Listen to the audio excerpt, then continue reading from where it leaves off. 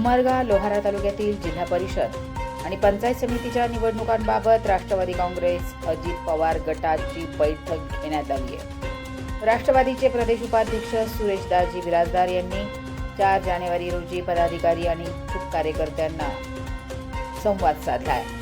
नगर परिषदेतील निवडणुकीचे चित्र पाहता येणाऱ्या निवडणुकांमध्ये सर्व मित्र पक्षांशी चर्चा व्हावी आणि राष्ट्रवादी काँग्रेसच्या सर्वसामान्य कार्यकर्त्यांना संधी मिळावी अशी मागणी कार्यकर्त्यांनी केली आहे। या बैठकीला राष्ट्रवादी काँग्रेसचे उमरगा तालुकाध्यक्ष बाबा जाफरी, लोहारा तालुकाध्यक्ष सुनील साळुंखे, भीमा स्वामी, किशोर साठे, साहेबराव पाटील, बाळासाहेब स्वामी, बाबा शेख, जालिंदर कोकणे, रामकृष्ण बिराजदार, आयुब शेख, सुभाष गायकवाड, माधवराव पाटील, शमशुद्दीन जमादार आदींची उपस्थिती होती।